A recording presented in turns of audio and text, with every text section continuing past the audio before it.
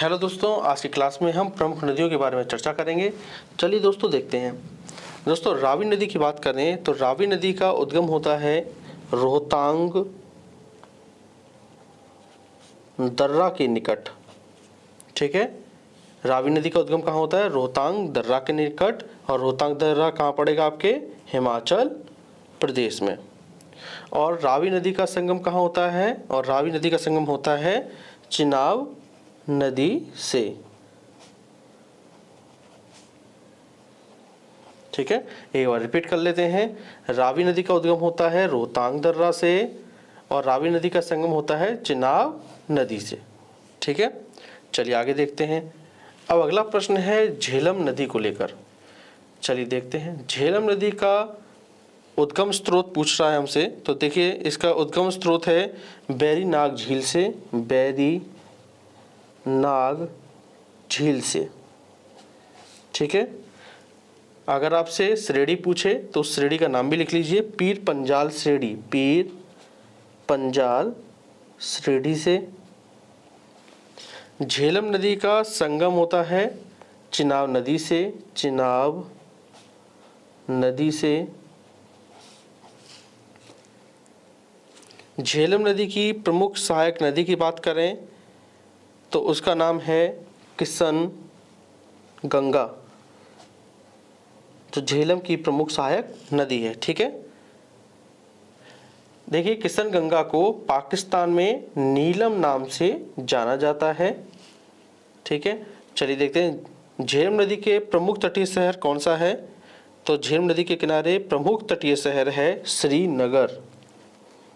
श्रीनगर। एक बार रिपीट करेंगे। झेलम नदी का उद्गम स्रोत है बैरीनाग झील और पीर पंजाल श्रेणी। ठीक है, चलिए झेलम नदी का संगम पूछे तो वो चिनाब नदी से है। प्रमुख सहायक नदी है झेलम की किशन गंगा, जिसे पाकिस्तान में नीलम नाम से जाना जाता है। ठीक है, झेलम नदी का प्रमुख तटीय शहर कौन सा है? वो है श्रीनगर। ठीक है, चलिए अब बात करेंगे। प्रमुख नदी है स्योक नदी। चलिए इसके बारे में देख लेते हैं, स्योक नदी के बारे में। चलिए क्या बनेगा इसमें प्रश्न आपसे एग्जाम में। उद्गम देखिए कहाँ होता है इसका? उद्गम होता है रिमो हिमानी से। रिमो हिमानी से। रिमो हिमानी कहाँ है? ये है आपके लद्दाख में। ठीक है, स्योक नदी का संगम कहाँ होता है? तो स्योक नदी का संगम होता है सिंधु नदी से। सिंधु नदी से। हम स्योक नदी के अन्य नाम की बात करें तो देखिए इसे मृत्यु की नदी के नाम से भी जाना जाता है। मृत्यु की नदी के नाम से स्योक नदी को जाना जाता है। एक बार रिपीट करेंगे। स्योक नदी का उद्गम होता है रिमो हिमानी से, जो कि पड़ता है लद्दाख में। स्योक नदी का संगम है सिंधु नदी से। स्योक नदी का अन्य नाम है मृत्यु की नदी। ठीक है, चलिए और प्रश्न लेते हैं नदी से संबंधित। अब हम बात करेंगे सिंधु नदी के बारे में। सिंधु नदी का उद्गम की बात करें तो इसका उद्गम होता है कैलाश पर्वत श्रेणी से।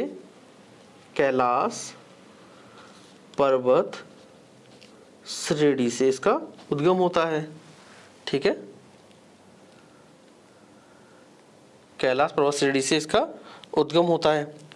हम बात करें इसके अववाह की तो इसका अववाह होता है आपके उत्तर पश्चिम दिशा में। किस दिशा में? उत्तर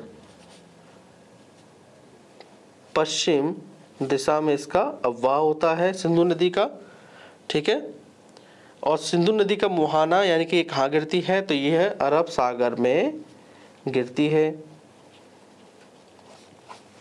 ठीक है, तो याद रखिएगा सिंधु नदी का उद्गम है कैलाश पर्वत श्रेणी से। अववाह है इसका उत्तर पश्चिम दिशा में। ठीक है, हम बात करें इसका मुहाना तो इसका सिंधु नदी का मुहाना है अरब सागर में। ठीक है, चलिए अगला प्रश्न है चिनाब नदी के बारे में। तो चिनाब नदी के बारे में देख लेते हैं। तो देखिए चिनाब नदी का उद्गम कहाँ होता है? चिनाब नदी का उद्गम होता है आपके बारालाचा दर्रा से। ठीक है, लिख लीजिए बारालाचा दर्रे से इसका उद्गम होता है। ठीक है, चलिए आगे देखते हैं इसकी विशिष्ट यानी कि विशेषता क्या है। देखिए, सिंधु की सबसे बड़ी सहायक नदी है, लिख लीजिए सिंधु की सबसे बड़ी सहायक नदी है ये। ठीक है, चिनाब नदी पर कौन कौन सी परियोजनाएं हैं, तो देखिए यहाँ पर कुछ प्रमुख परियोजनाएं हैं, उनके नाम लिख लेते हैं। जैसे एक है सलाल परियोजना, दुलहस्ती परियोजना, और एक को लिख लीजिए तीसरी बगली हार परियोजना। ठीक है, चिनाब नदी पर स्थित है। एक बार रिपीट कर लेते हैं। चिनाब नदी का उद्गम होता है बारालाचा दर्रा से। चिनाब नदी की विशिष्ट बात है कि सिंधु की सबसे बड़ी सहायक नदी है चिनाब नदी, और चिनाब नदी पर कुछ प्रमुख परियोजनाएं हैं, उनके नाम है सलाल, दुलहस्ती और बगलीहार परियोजनाएं। चलिए अब देखेंगे हम सतलज नदी के बारे में। क्या एग्जाम में प्रश्न बन सकते हैं यहाँ से। सतलज नदी का उद्गम से पूछ सकता है, तो उसका देखिए उद्गम है राकस ताल से, लिख लीजिए राकस ताल से। ठीक है, याद रखिएगा सतलज नदी मानसरोवर झील और कैलाश पर्वत के निकट है। चलिए देखते हैं, अब अगला प्रश्न है कि भारत में ये प्रवेश कहाँ से करती है, तो ये करती है सिप किला के पास से। सिप किला के पास से ये क्या करती है, भारत में प्रवेश करती है। और सिप किला का दर्रा कहाँ है, ये है आपके हिमाचल प्रदेश में।